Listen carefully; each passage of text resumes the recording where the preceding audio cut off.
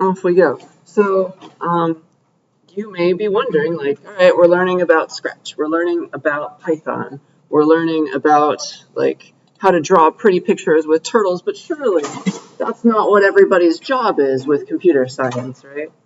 Is everybody just making a bunch of turtle programs all day long in their day-to-day activities as a software engineer or working at a company doing something else that slightly involves programming? Absolutely not. So there's something more to it. There's a reason we're learning turtle stuff. I think it's fun, and it's a good introduction to everything. But there's plenty of other places where computer science is in use, I think you can imagine. So let's start with some things that are closer to home that we can all understand. So like let's talk about computer science and like the social sciences field, like the humanities, and in art. I think you have at least AI art to think about, right? That's computer science plus art together. So this is going to be a rare written nice question for the very first slide. If you can do it, please also tell me that you're here. But as a group, I'd like you guys to get together. You can elect a leader, as usual. Say hello, talk about your weekend, what you'll do on spring break, and then also, please write down a few examples of computer science in the fields of social science, like humanities, anthropology, and in the art fields. All right? What are some examples of us using software or hardware in some way, computers, to make this enhanced, better, or maybe worse, according to you? Okay? Any ideas? Questions about the question? Yeah, so go off and brainstorm.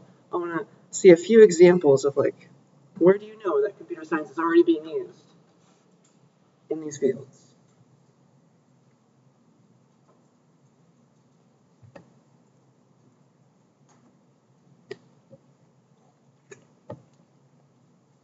I said one already, AI art for sure.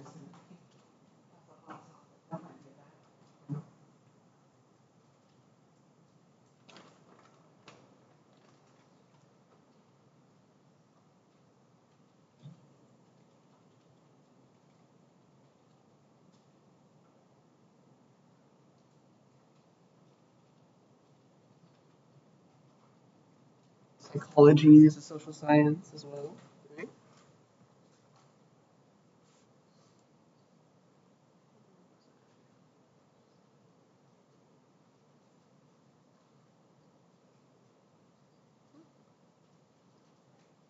This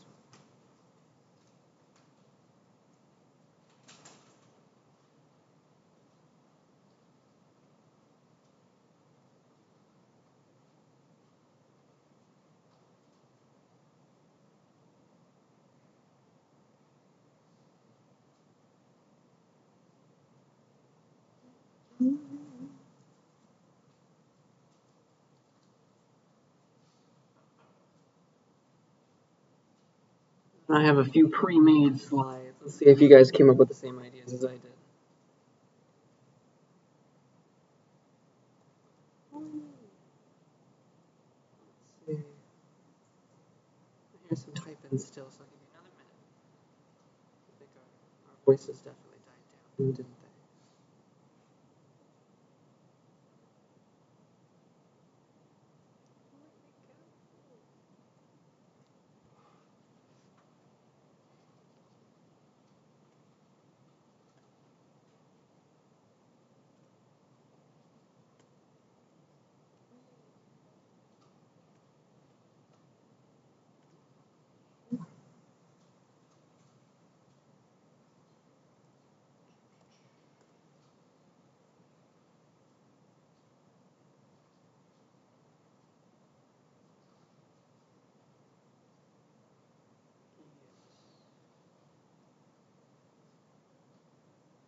Okay, I think that was enough time. Yeah, wasn't it? Let's see. Just a few examples of things that we're thinking of. Yeah, it looks like it. Here, let's go. Let's go and check. What are we thinking? Besides AI art. Oh, nice. We got digital drawing software. Very good. There's a bunch of different programs. Photoshop is the one that comes to my mind, right? That's changed the world, potentially. Plenty of other places that kind of stuff is being used. Simulation. Yeah, simulations for anything that involves like studies. you're doing like anything statistical, right? You're going to use, no matter your field, you're going to be using statistical software that like makes your life easier. At the very least, a calculator, right? Digital art, AI generated things, maybe a bad thing, maybe a good thing, who knows? And yeah, I would consider video games to be art. That's a great idea. Group 83, drawing software, good. And just, yeah, even having books that are available in like electronic form, that's made a lot easier to like bring a bunch of books on vacation with you. Maybe people are reading more because of that, right? That's great. So yeah, good ideas. Awesome. So I will eventually bring you back here and we'll talk about more fields, but I want to say a few things about these areas. The first one I want to talk about is called computational linguistics. I've said that phrase potentially just briefly before when I was talking about like sentiment analysis of like seeing if tweets are happy or sad, things like that. But computational linguistics is kind of what you expect with those two words shoved next to each other. It's like you're doing linguistics with computers. You're working on human languages, not computer programming languages anymore. You're trying to have computers understand and do something with human languages. All right. So some good examples of this are speech recognition, which again used to be a pie in the sky dream. Now it's pretty much settled. We pretty much solved that problem, right? We can recognize speech with Siri, with Alexa, with all those things, right? That's pretty cool. Speech recognition. Also speech synthesis, very important. That came a little bit sooner. Computers need to be able to talk to people, right? We need to be able to make voices out of speakers and have computers say things to us, even though maybe the words that they're going to say are unique. Like they're going to say my name or something that's not like pre-programmed. How do programs get made that talk to us? That's cool to think about. That's a mostly solved problem as well, right? Alexa's talking to us, Siri's talking to us. They're able to say the street names in front of us, right? It's all working out. And this all kind of stems back to a field, a subfield, I guess, of computational linguistics called natural language processing. And maybe this is the word I've said before. NLP for short. But this is when you try to understand just in general what a sentence is saying. So NLP, natural language processing. Here's a quote that I found from the internet.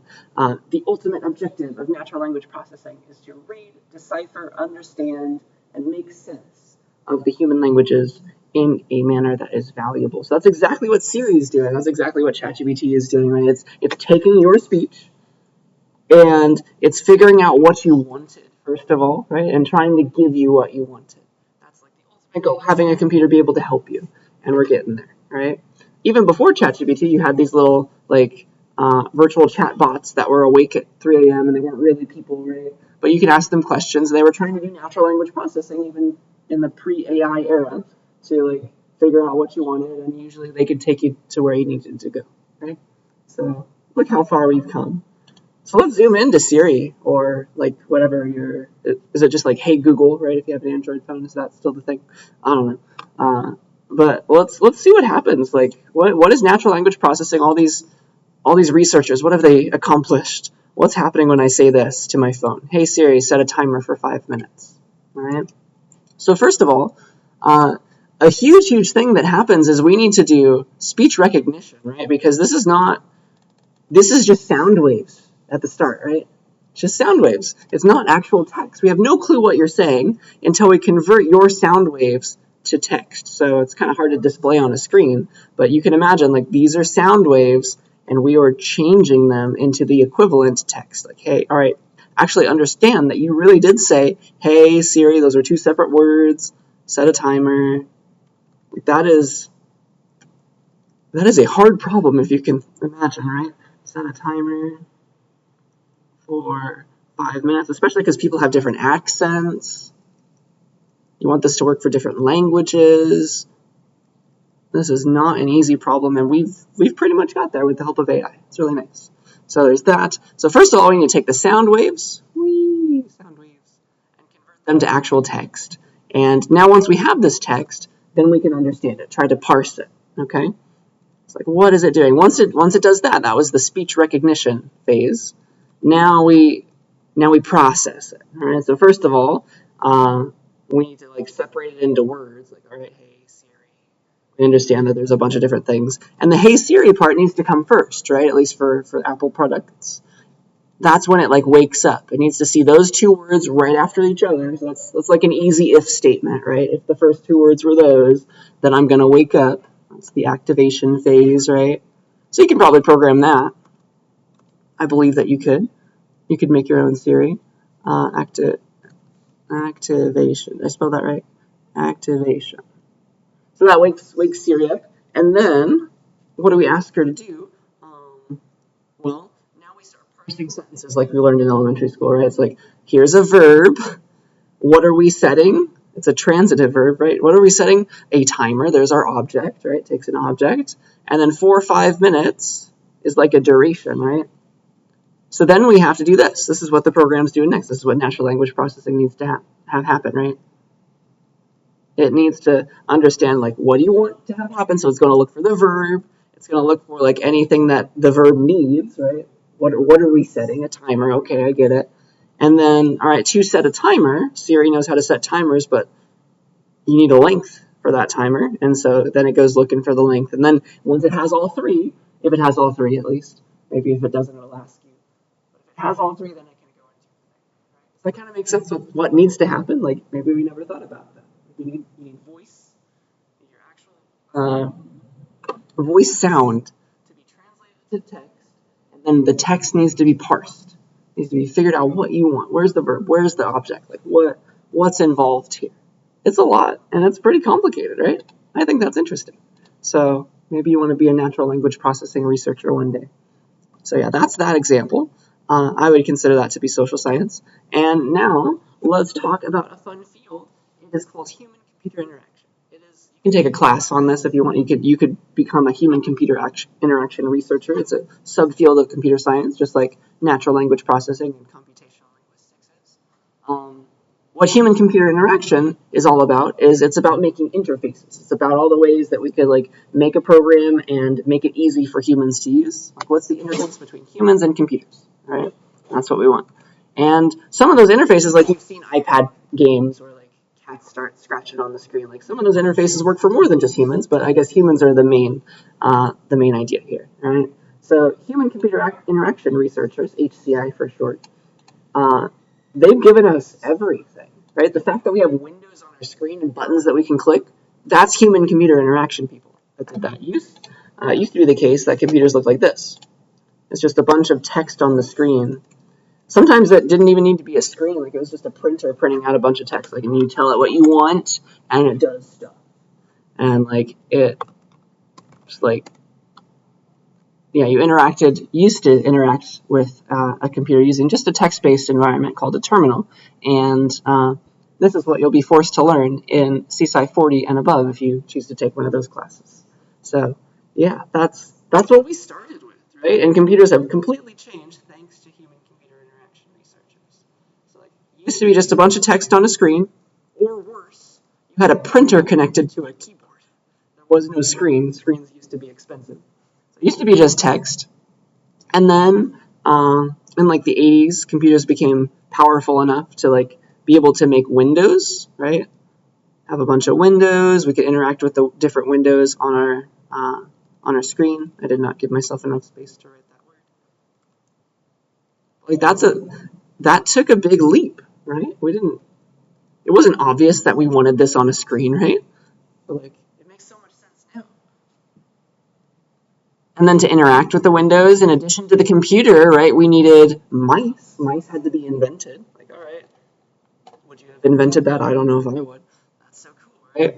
And it, surprisingly, if we've never heard this story before, all this stuff, this windows and just the idea of having a bunch of different windows for each program and like having a mouse to like select things on the screen, all that was invented by Xerox. It's a company that makes copiers, right? So they used to have a very, very powerful research and development piece of them, and they just didn't think that they could sell it, and so they gave all their ideas to Apple, who then proceeded to make Macs, and that was like the first window environment. So then Microsoft, of course, copied them, and now we all have Windows on our screen, right? That we can drag around and move and run multiple programs at once. It's wonderful, right? So that's where we came from. That's where we we are now. And then eventually, people theorize, right, that the next step is to just like put on glasses and have like augmented reality or virtual reality. So maybe that's where we're going next. Do you guys agree? I don't know. Those headsets, right? If we've played like the Oculus or whatever, they're heavy still. And they hurt at least hurt my ears. So I have to fix that. I have to make things smaller potentially in order to get there. But like that's pretty cool, right? Augmented reality, by the way, we've never heard that word before. Maybe virtual reality makes sense. Like you put on glasses, you're in a virtual world. But augmented reality is the idea of taking, like, wearing clear glasses and having stuff like pop on the screen for you. All right, it's like kind of like Pokemon Go if you've played that. Whee! So this is augmented reality because like you've got your video screen, you've got your camera open, you see your actual environment, and then it adds things to your environment. Okay, so like, that's a simple example. And then like think about like what needs to happen under the hood for augmented reality, for virtual reality stuff. Well, if it's taking your camera feed, it needs to have like AI models that have been trained to discover the horizon, right? Because it can't put like a Pikachu that's floating up here, right? That would be wrong for Pikachu at least. So it needs to know where the ground is, and it needs to know how flat the ground is. Like it needs to notice like, oh yeah, we're just sitting on some grass right now. Here are all the places I could place a non-flying Pokemon. Like even for Pokemon Go, it's a little complicated. That's kind of cool to think about, like how they needed to program that. So that might be something you want to do one day. All right, that might be the future. Maybe that's where we're going. All right, it's that human-computer interaction. It's just like people trying to research like what makes it easier to use a computer. I think we can all agree that it's easier to drag around things on Windows than interact with a bunch of text and no mouse. So yeah, we have those people to thank for that. Something I don't think you guys said. You said a bunch of art stuff. Let's talk about music, right? Music is very important. We can bring computers into that realm too, can't we? So, like for example, if you like electronic music, like that has nothing but computer science to thank. Invented the first digital synthesizer. Apparently, I had to look this up. It was made by Yamaha, right, back in the mid 70s. So that's crazy how far we've come since then. And now we've got a bunch of programs, right? Apple makes Logic Pro, some other company makes Ableton Live, all these other programs that lets you either like mix existing things, like you can plug your computer in, or you can plug instruments into your computer, that's fine. Or you can just like use your computer as a synthesizer to make electronic music or like have drum kits and things. That's pretty fun to think about. Like you can plug things in, right? So yeah, there's that. And you can even like software has come so far as to have like it's now able to, what am I trying to say? It's now able to like mimic real life objects. So like that's what synthesizers are all about. And then also like if you have a guitar, like I play guitar, so like this is interesting to me. If you have a guitar, you can plug your guitar into, it's electric at least, you can plug it into like one of these pieces of software, and they have like they've trained models that mimic amplifiers, like really expensive amplifiers. So you can make your guitar sound like it's coming out of a very, very expensive amp, and they use machine learning to figure that out and make it perfect. So save a lot of money that way, which is nice.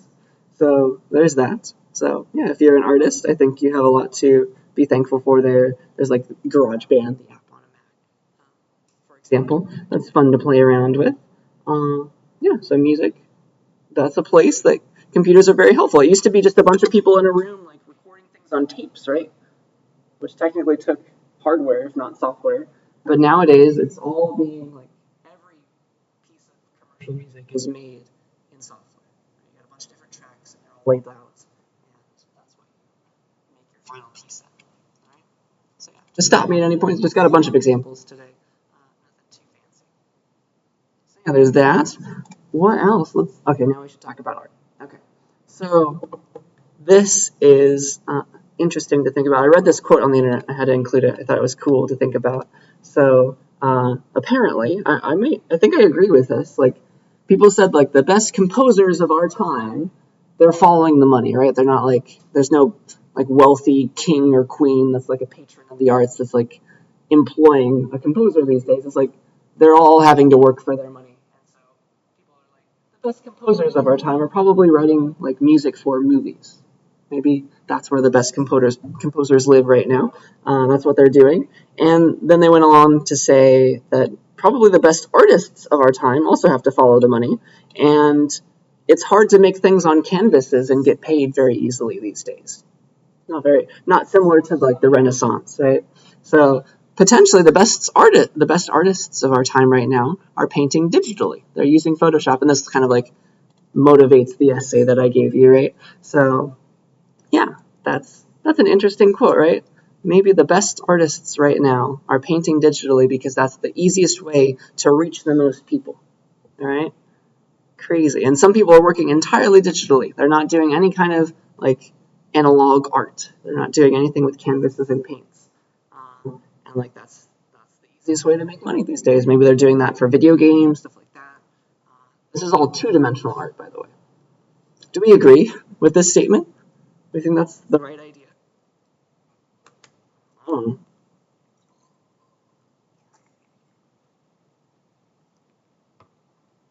There's more than just 2D art now, thanks to computers, right? Again, thanks to computers. This is all trying, right? Trying to tie back to computer science at the end of the day. 3D art works as well, right? That's a thing that is entirely thanks to computers. And so if you're making anything for like video games, three-dimensional video games, you have to make three-dimensional models, and it's essentially you're sculpting, you're doing artwork, right? Still, but it's got a third axis.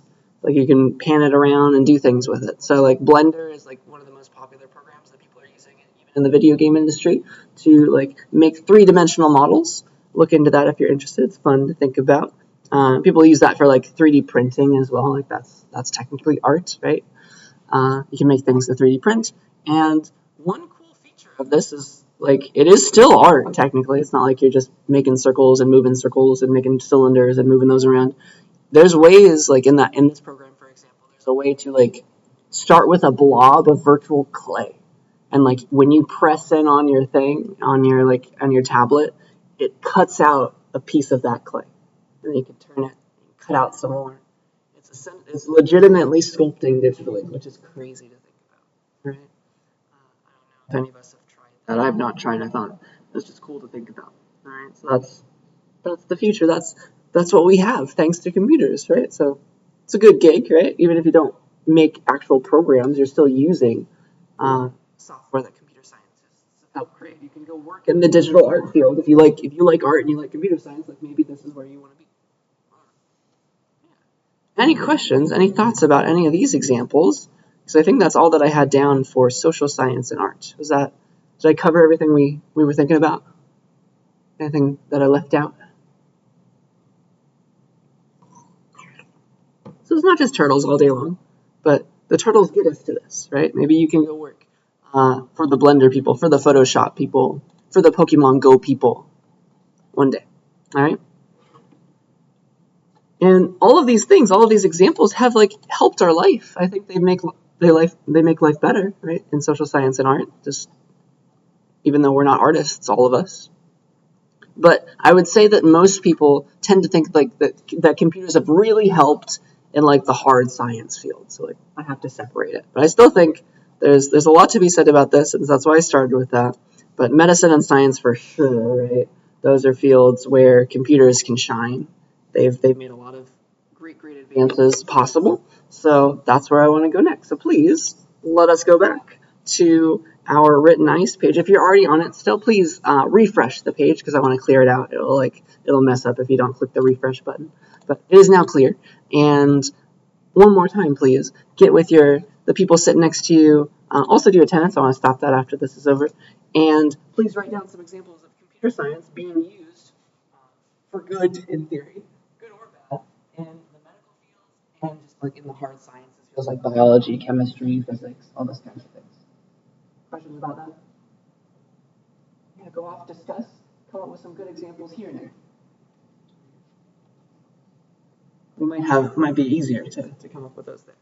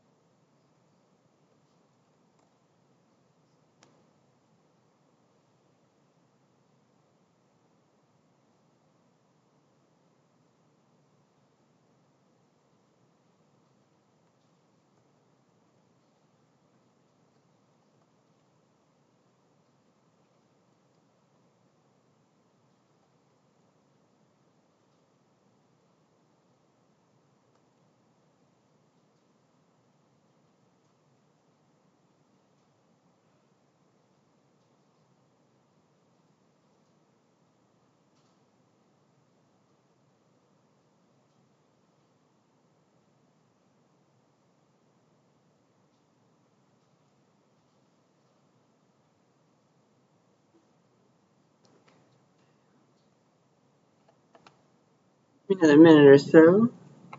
I hear the tappy tappies, but they're dying down now.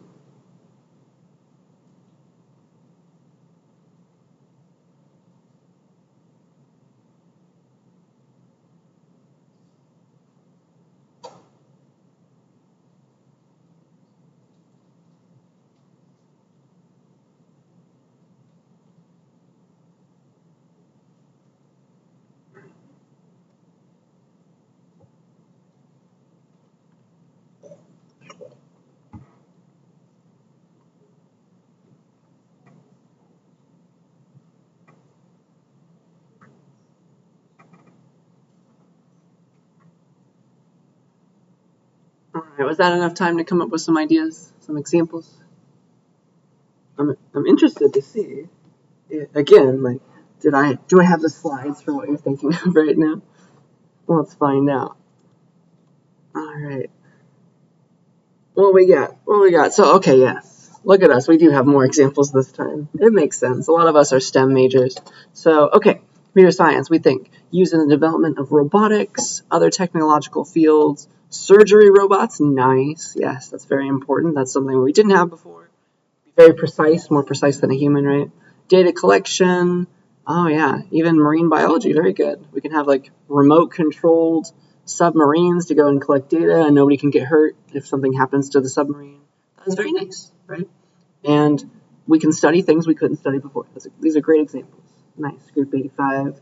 Yeah, we talked about the bad side of radiology. Here are the good sides, right? We got x-rays that are digital these days. That saves a lot of film, right? CT scans, MRI, those are computer powered. Yeah, we would not have those if we did not have a computer's ability to like stack together the things that are being scanned. That's very nice. Very good ideas. Nice. Nice. We got simulations, medical machines. Yeah, there's ways to.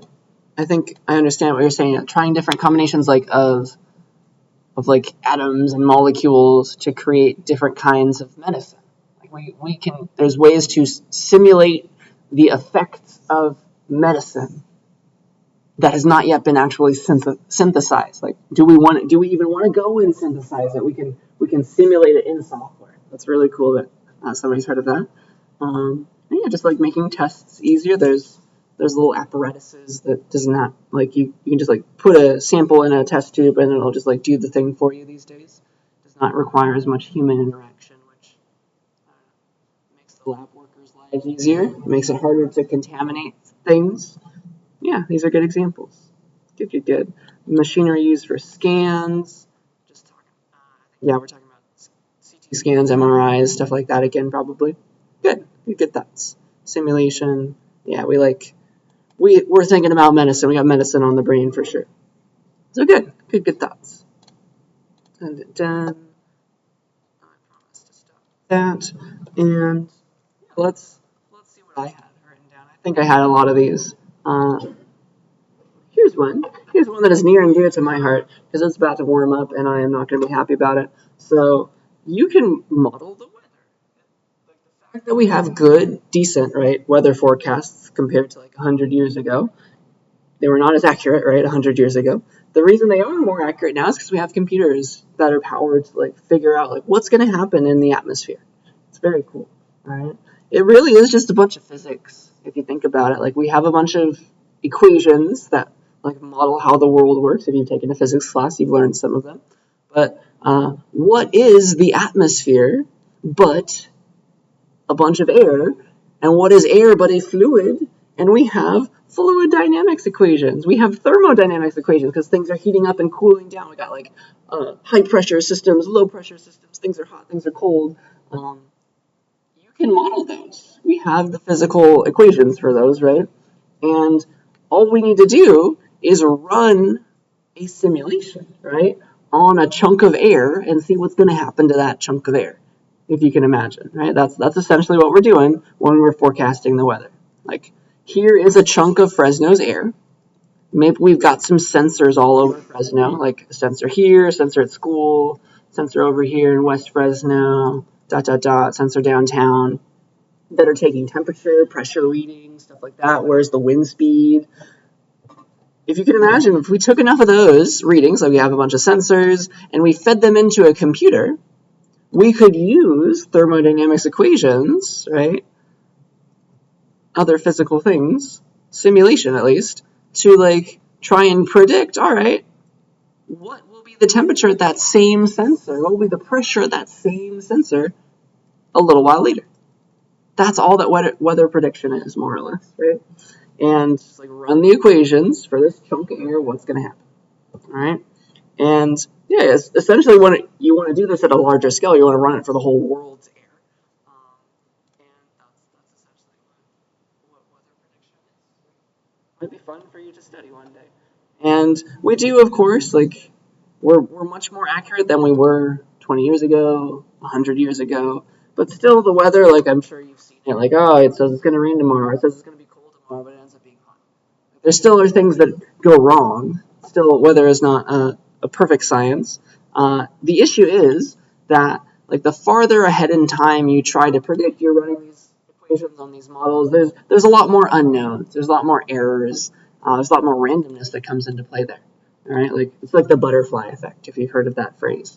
That's kind of what like ruins your model. We can't be perfect, right? We can't like model every individual atom of air, and so like some things get under the radar, and like the forecast a week out is not as accurate as the forecast for tomorrow for that reason. Okay, but it's still pretty good at a high level at least. So yeah, if only we had more powerful supercomputers and more sensors and things, then maybe we'd have better weather forecasts and we'd know whether or not to go outside during the dead of summer in Fresno. But yeah, it's never the weather person's fault, I would say. It's the computer's fault these days. That's fun to think about. Maybe you want to work in that area. I know somebody who went and got like a PhD in this idea, like weather forecasting. It's cool to think about. All right. Yes, that's dear to my heart. Also, as Fresnans, we care a lot about the air quality because it's horrible all of the time. So it's the same idea with air quality forecasting, right? It's just not as popular to do. But like you're going to make a machine learning model potentially that like is going to model like we've got this much pollen over here on this side of Fresno, we got this much pollen on this sensor, like, and then you use the wind speed calculations and like all the other simulations to like figure out what's going to happen, right? That's what's going to happen there. So that's air quality. That's the thing. And at the end of the day, it's machine learning a lot of the times. Like we are training a machine learning model to like go and predict what's going to happen. And how do we train models? We give them previous data. Like we give them a bunch of labeled data, all these faces that are blinking and not blinking. The same thing's happening with like weather forecasting. And so if you think about it, when things happen that are unprecedented, it throws off the model because it's like it's trained based on things it's seen before. So I don't know if you guys remember this, but like the last time we had the huge wildfires here, like 5 years ago or something. You guys remember how like at least if you had an iPhone, it was like tomorrow's air quality is going to be twice as bad. It's going to be like it was at 500. It's going to be at like 2,000 tomorrow or something. That's like impossible on Earth. Remember those readings? That was the thing. I totally remember that. And that was the model being thrown off. I was like, all right, I've never seen something this bad, but I know if it's not as bad, like this is what usually happens, like it's twice as worse. But like it's already 100% as bad as it could be right now. That's kind of what happened. So that's kind of fun to think about. Like now it's been trained on that, I guess, and so it knows better. But all these things are happening because we've trained machine learning models and they're predicting based on things they've seen before. They're trying to learn from the past. And when things happen that are unprecedented, like the world's getting hotter, like wildfires are getting worse and worse, these models haven't been trained on those things, and so they think that weird things are happening. All right, so that's fun to think about. I guess it's slightly better now because of that. And yeah, for similar reasons, like you can do the same kind of predictions with fires on the topic of that. Like, and this is what firefighters need to use, right? You've got like, they like to make accurate maps of like, all right, this is the range that the wildfire is right now on a map. And then based on factors like, all right, the topography, like, oh, this is a high hill, this is a low hill, they kind of know what the wind's going to do around there. And then also like the current wind speeds, the current pressure systems, like they can imagine and they can simulate what's going to happen to this fire overnight, right? And so they'll think like, okay, based on what we see, based on the topography of this area, based on the train models to do this as well, right? Based on the topography, based on the weather prediction, we think that the perimeter of the fire, if left unchecked, will do this by the morning. And then, of course, you're going to send a bunch of firefighters to the north rather than the south. That's exactly what you want, right? And then this is the power of computers and simulations. Isn't that fun? Yeah, I like it. So there's that. Any questions, comments about this? I just have a bunch of examples today. If you see something that is interesting or something that I forgot, please yell at me. We can discuss. All right, so that's as much as I can think of for weather forecasting. Maybe you didn't know, right? Now you know. So, okay, next we have genome sequencing. This is fun to think about. All right, so this was another pie-in-the-sky dream that we accomplished a few decades ago. We were able to, with a bunch, a few $1 million, maybe $100 million, I don't know. But it took a lot of money and a lot of machinery and a lot of computer programs to sequence the entirety of human DNA, more or less. And so that's they took one human, they took their DNA, and they fed it through a machine, and it was able to figure out the exact sequence of that particular person's DNA. It's all right, it goes exactly like this, right? A bunch of A, T's, G's, and C's in some order. Dun, dun, dun. That's insane. That was a huge accomplishment back in 2007. So it was a long time ago. But that was thanks to the machine people, the engineers, plus the computer scientists who were taking the readings from the machines and combining them all together. Because this is not an easy task, I think you can imagine. DNA is very small. It's in a big, long, straight line that you have to kind of unwind. It gets a little complicated, but that's very cool that you could do that. And that's going to hopefully give us more information about what it means to be human, and then maybe help with medicine and stuff like that. And then at the same time, back in 2007, a company called 23andMe got made that started testing people's ancestry and disease risk stuff. Has anybody done the 23andMe test before to figure out your ancestry and stuff like that? I have heard, if you have done it, I have not. I've heard that they are now filing for bankruptcy. So unfortunately, it was not a very lucrative company, at least now. So if you do have a test that you got done with them, you should ask them to delete your data, because one of the first things they do if you go for bankruptcy is they try to make as much money as possible off of what they have, and they have your ancestry data. They have your DNA. So please delete that before they can sell it to other people.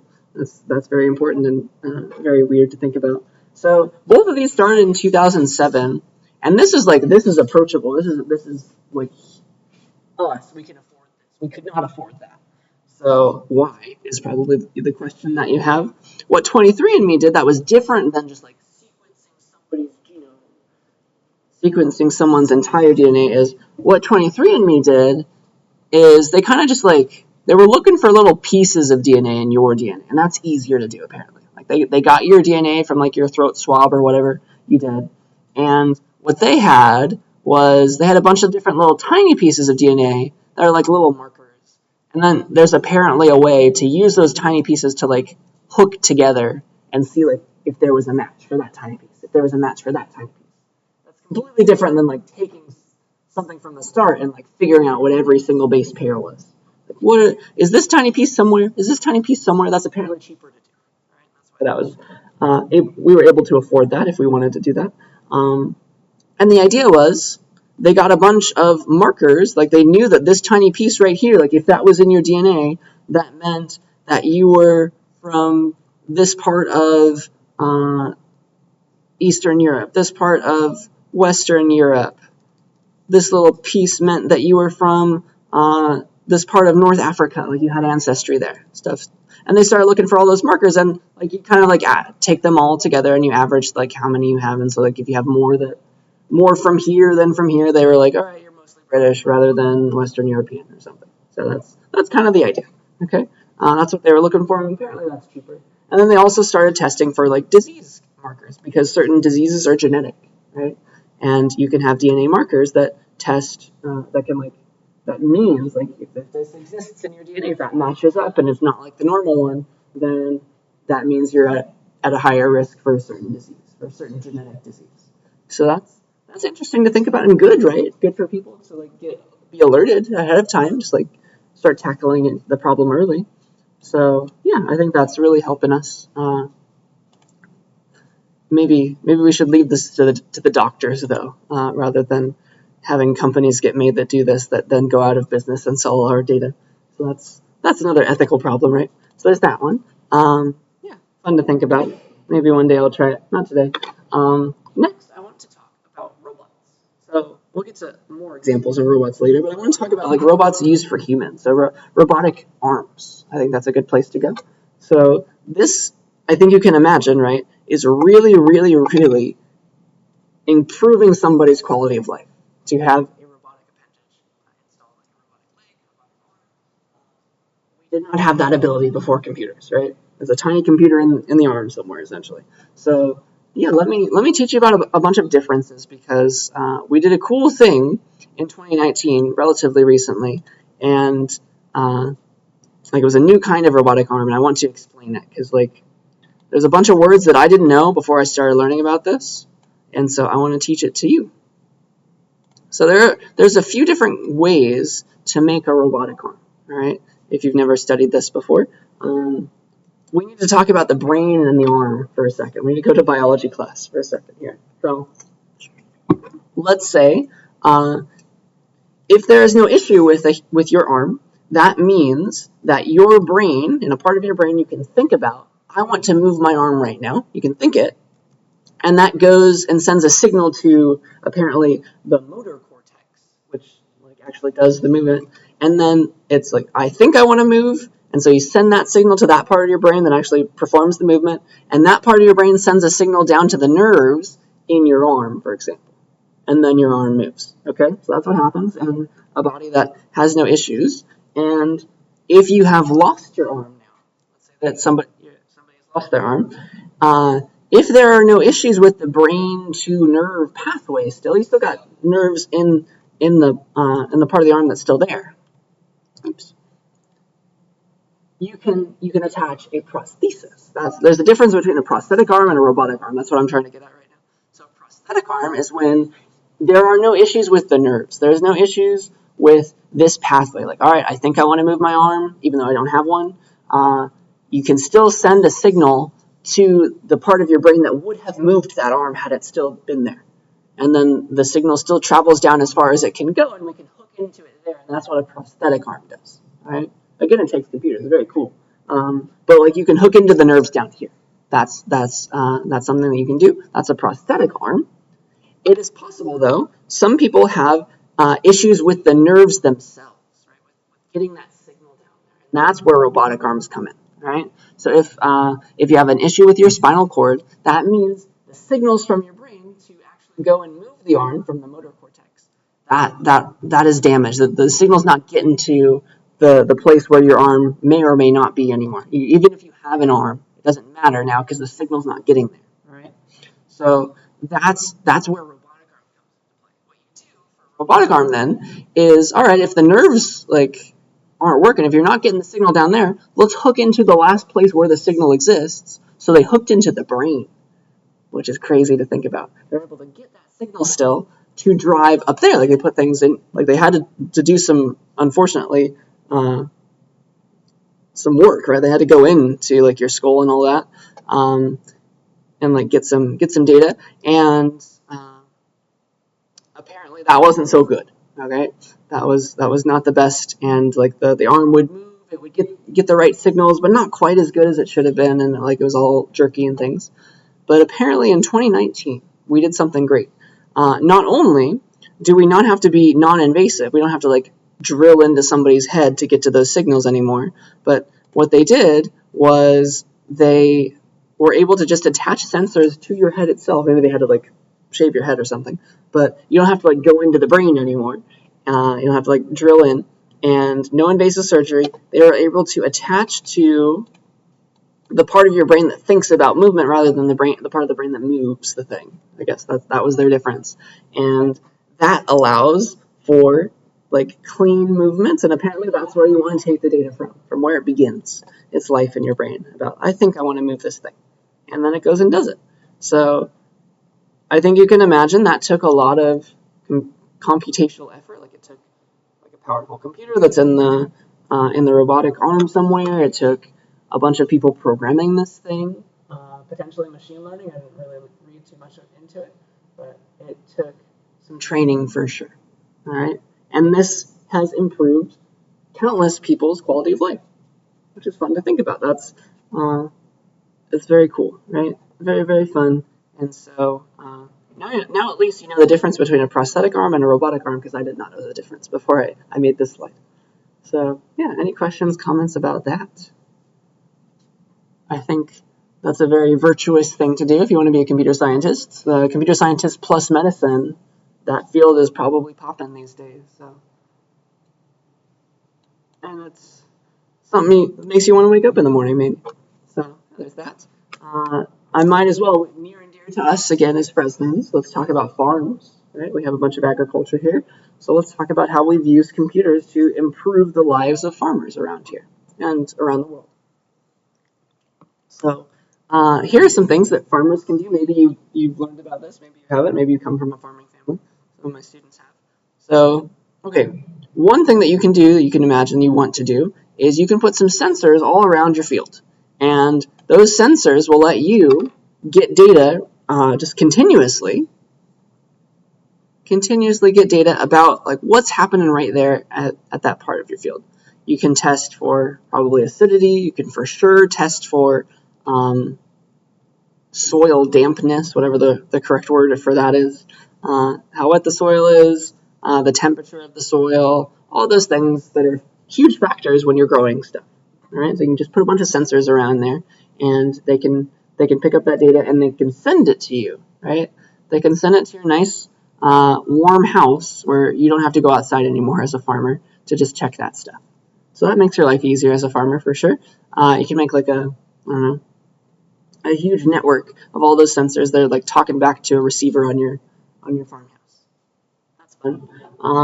And then you can take the data and you can study the data, and that will let you do statistical analysis, and like maybe that makes it easier for you to like know when to plant things, and that helps you make more money, and just like it makes your life better as a farmer for sure to have this technology. There's that. And then also a fun thing to think about is we have solved self-driving, not on the roads, but in the fields.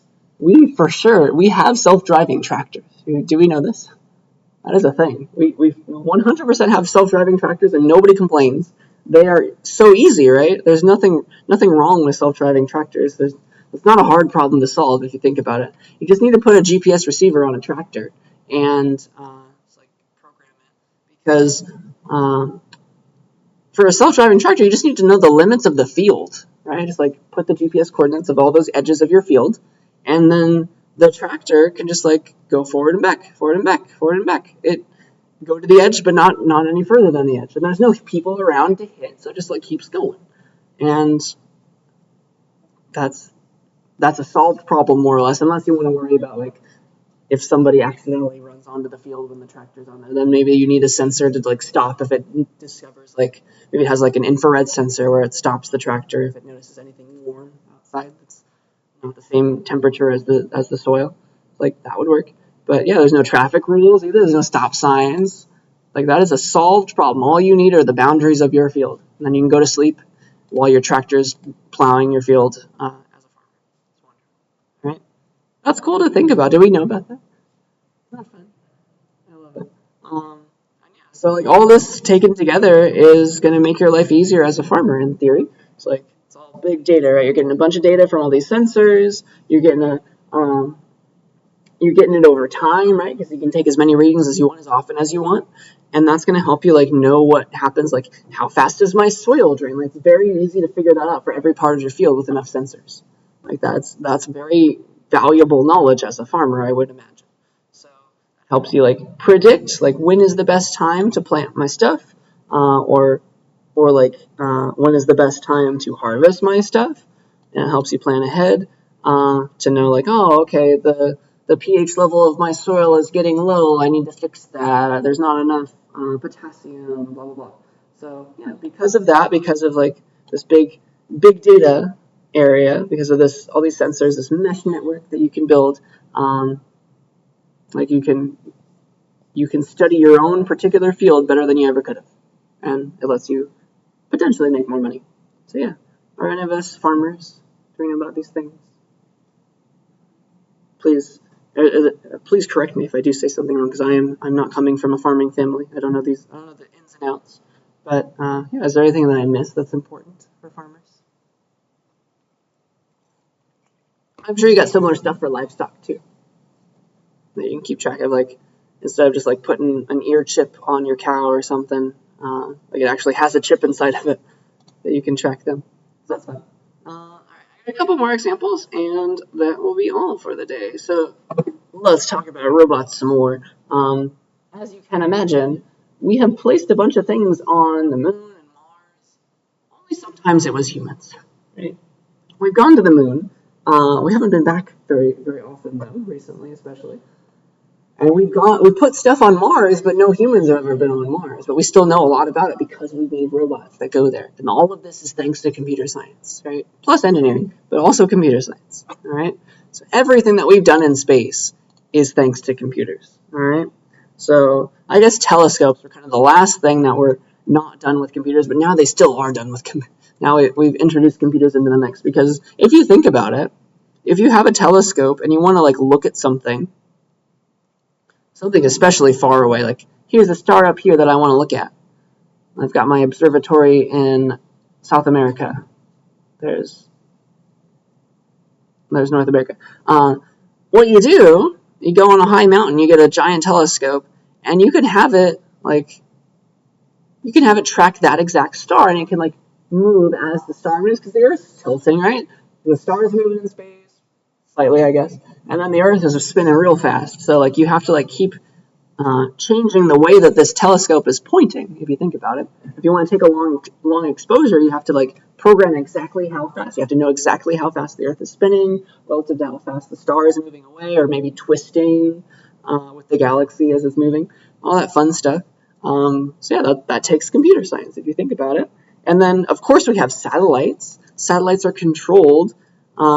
We have satellite telescopes in addition to everything else that involves satellites. They have to be maneuvered in the same exact way, and like we can send them, if they're a telescope, for example, we can send them control stuff, and like we can take more accurate pictures. Like our life becomes better thanks to satellites for sure. That's how you can make like international calls and things. Like it's all wonderful, and we have computer science to thank, right? These are all controlled by programs, all of them. And then once we send rovers to distant planets that humans can't get to yet, like the only reason we know so much about the soil type on Mars and like all the stuff that's there is we've put little sensors on these rovers, and we can, at least when they're in the field of view of Earth, you can send control data to the rover, to the robot, and have it go and move to the next crater, have it go and like put its little sensor into the ground to go and test things, just like you were using for your farm, essentially, right? So yeah, it's just fun to think about, and all of this is thanks to computer science. So this is kind of like a motivational lecture for the day. It's like, all right, if you didn't think that computer science was like this, now you know. Like you could combine the idea of I like programming and then I like space. Go work for NASA. I like programming. I like art. Go work for Adobe. Stuff like that. All right. So yeah, that's where I'm trying to go today, at least. A nice little bunch of examples. And for my last example, I think it won't take too long. I would like to talk about maybe the most complicated thing. I can't explain it very well because I am not a biologist. But have any of us heard of the phrase protein folding?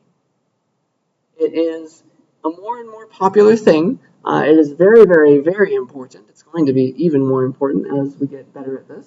And it's going to change the world, probably, I would say. It probably has already started to change the world for people in the right area that know about it. But here's the idea of protein folding. So, okay, again, I'm not a biologist, so you're going to have to please correct me if you've taken a biology class recently because the last time I took one was definitely over a decade ago. So, okay, proteins. They are made of amino acids. That is correct, right? I'm not getting that wrong. I believe proteins are made of amino acids, yes? And those amino acids, those are made up of other things. And pretty much all of DNA is a recipe for proteins, right? A bunch of chains of like A, C, T's, and G's and stuff, like the right numbers of those convince your cell to make this particular amino acid. This chain of DNA sequence tells your DNA to make this particular amino acid, and it's making a chain of them, essentially. So this is what, deep down, proteins look like. It's just like your DNA is telling it to make this protein, or make this amino acid, then this amino acid, then this amino acid. The order is what gives us life, right? And gives us like different features and things. So have I made any mistakes yet? I think that's what happens, right? Please correct me. And then once you have those amino acids, it's like existing inside of a cell, right? And the cell has a bunch of stuff. It's got water, it's got other things, right? And all of these, like, these are, at the end of the day, all these amino acids, they're molecules, right? They're made of molecules, at least. And so all these chains of things, they're like potentially positively charged on this side, negatively charged on this side, or vice versa, I don't know. And that like makes them like little mini magnets, right? It makes them little mini magnets, and that means that it's not going to, like, sure, your DNA is popping it out in order like that, but it's not going to end up being straight as a sequence. Just like DNA doesn't end up being as straight as a sequence, right? It's all twisted up. So because of the way that the molecules of the amino acids are interacting, like a particular protein in a particular environment is going to like twist around and do weird stuff. And that twisting apparently does cool things and like lets it be able to interact with this part of the cell rather than this part of the cell. Lets it be able to kill this kind of thing versus like this bad thing versus like not hurting any good things. So like at the end of the day, everything starts twisting, all of the proteins start twisting, and then it kind of looks like this. And then it interacts with other proteins because of that structure that it's now given, right? Because of that particular protein, because it twisted like that, that means it can interact with this protein in this way and do this good thing for your body. That means it can interact with this other protein in this good way and do this good thing for your body. It means it can interact with this, maybe it means it can't interact with this other protein that it shouldn't be interacting with, and that's why. So that's kind of how that works, in theory, right? Again, yell at me if I got anything wrong about that. But I think that's the idea. And so we have not, like, if you think about medicine, is like a particular bunch of proteins that go and attack stuff, right? You want proteins to go and wobble in a way that they fit in and they kill this bad thing, like they kill COVID, for example, rather than killing one of your good cells, something like that. So that's all motivating the idea of like, all right, there's plenty of amino acid chains, like there's an infinite amount, right? Like a bunch of different kinds of things that you could make. Not all of them exist in the wild. Wouldn't it be nice if we could like make a bunch of random chains of amino acids inside of a computer and simulate how they're going to twist? Because if we did that, then we would know how it could attack potentially something that we don't want it to, like, something that we don't want to have around. We could have it like fit in. We could see if it might fit into something that we really want to fit into that will help the body. All right, that's how you can make medicine. So, okay, this is where I'm going. All right, so it took a lot of backstory, right? So it's called protein folding, all right? Protein folding is the idea of making software that simulates how proteins are going to like twist around, all right? How they're going to fold. And the strongest contenders for doing that prediction have been done using machine learning techniques, as you can imagine, like just like ChatGPT doing cool stuff. We're doing that in the medical field, all right?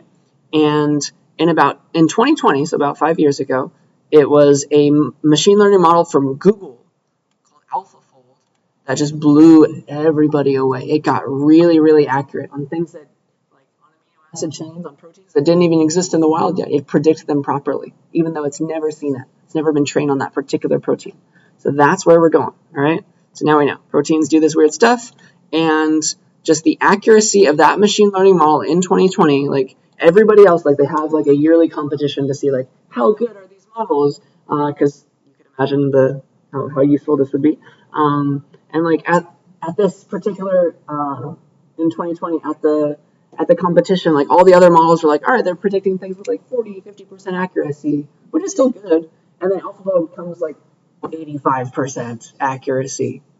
That's insane. And so like they're getting better and better over the years, but like this is when they made a huge jump. And yeah, if you think about it, like the better we make this, the better we can like save people, right? If we can predict the shape of a protein accurately, that will help us understand how cells work, how viruses are working that we don't want to have working in our bodies anymore. And that will help us make medicines to precisely attack a piece of a protein in the COVID virus, for example, that like humans don't have. That's exactly what they did, right? The little spiky part. That's what the vaccine was attacking. That's not in any human cell, but it was in the COVID cell, right? In the virus cell. And like that's where we're going, right? Then we can make medicines that destroy that piece and leave our body untouched. So yeah, I think that's very powerful and very important.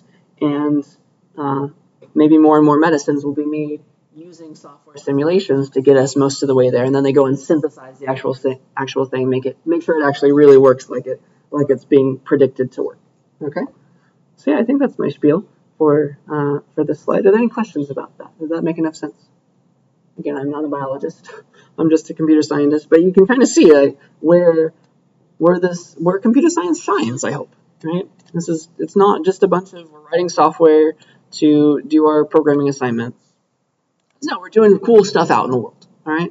And there's plenty more where that came from, but I think that's all that I wanted to talk about for the day. And yeah, I will give you an extra credit assignment because I want to give at least 2 in this class, so this will be the second one. But I will do that on Wednesday, so I think that's all that I wanted to do for the day. Are there any questions about anything we talked about? All right, that's all I got.